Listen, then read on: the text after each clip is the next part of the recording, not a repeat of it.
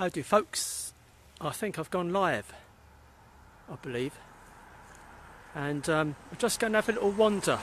Let's have a wander while I'm within reach of Wi-Fi again over to a little cemetery, going live in the cemetery. Someone found it funny last time, and yes, I know I look like a lumberjack, but Greta bought me this early Christmas present. I thought, yeah, rather nice, I'll say hello to that.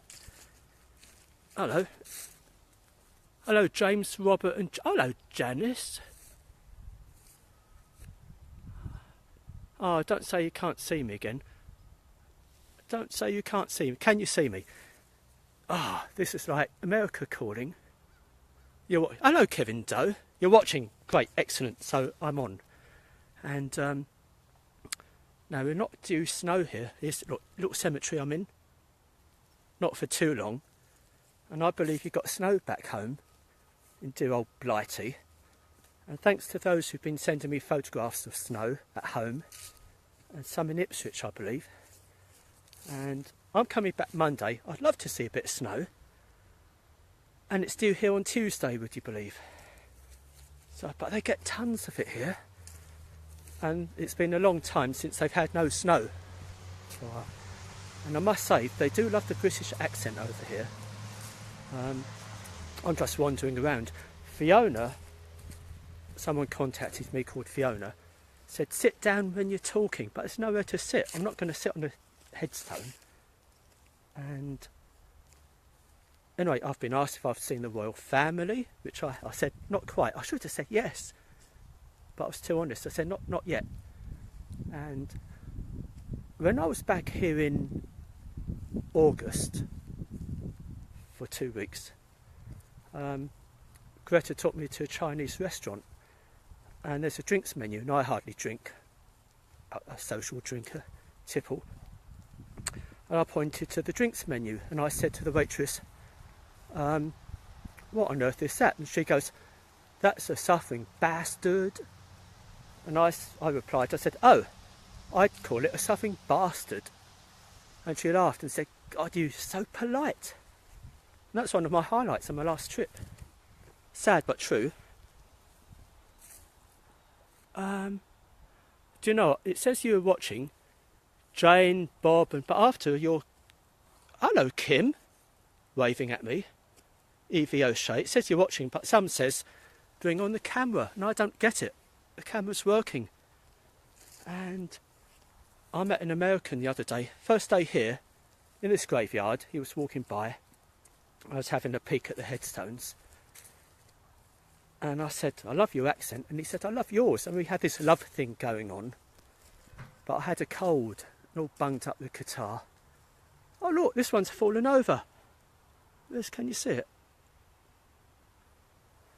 And I said, on American TV, Americans say to each other, how are you? And they don't reply. And I said, if it's me, I say, I'm very well, thank you very much. Nice of you to ask. And he said, it's not a question, it's a greeting. That's why each American say to each other, how are you doing? How are you? And the other one would go, how are you? And they don't answer each other. So now I know it's a greeting. And he said to me, it means, hi friend, come my way. Well, he went off, I didn't go his way anyway. Loud and clear, good. Hello, Mary Johns. Thanks, Kevin. I'm not giving much deep philosophy, though. I'm just having a chin rag. Maybe I'm homesick.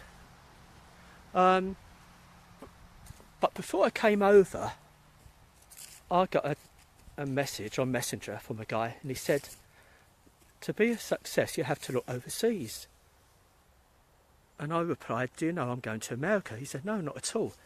And I looked him up, and he's a medium. And I felt good energy with him. And then he gave me evidence of my dad, you see. I thought, hello. And what he said next, I couldn't quite believe. But if he validated about my dad, then who am I to say anything? And he said, you're going to have a TV chat show in America. And it's quite specific, because he said, whereabouts in America? And no, we've yet remained to be seen. And I said, did you know that I had a TV chat show on YouTube? And he didn't. And maybe some of you don't either. You've been on it, Maureen.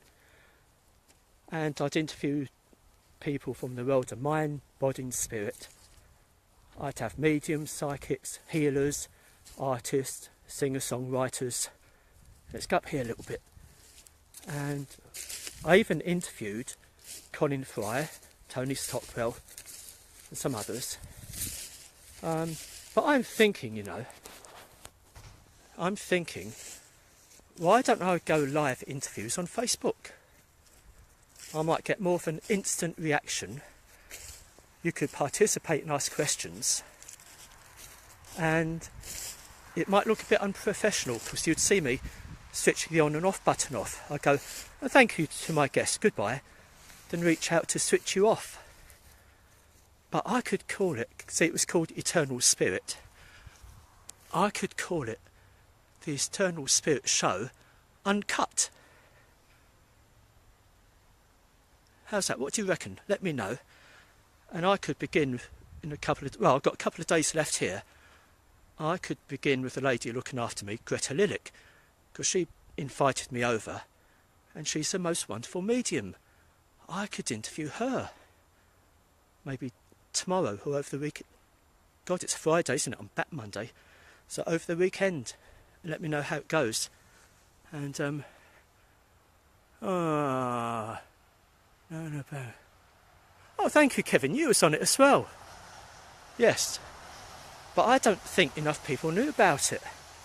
And the Eternal Spirit Show was named after my local radio show called the Eternal Spirit Radio Show. And that was named after my magazine, which I published years ago, called Eternal Spirit. And it didn't make the big time. And I couldn't afford to take it any further. But a medium at church one day said, you've got a big idea. It will work. And I thought she meant my magazine. She said, it will work, but not in the way I think. So I'm wondering, instead of a magazine, it will be a little chat show. So, and I haven't fallen over yet, and I'm not going to.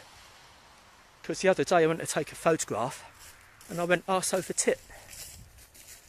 And it doesn't matter, because there's no one around. Look, I know I'm in a cemetery, but even in the high street, no one's around. I could go all day walking and not see anyone. There's a lot of cars. See, it's so big over here that everyone takes a car. And the odd people got their own snow ploughs as well. And what I noticed, and I'll shut up in a minute, the house is all detached.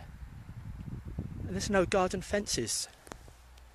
Like all the back gardens merge into each other. That wouldn't go down well at home, my neighbours. But let's not go there. I don't want to talk about them. And, yeah, anyway.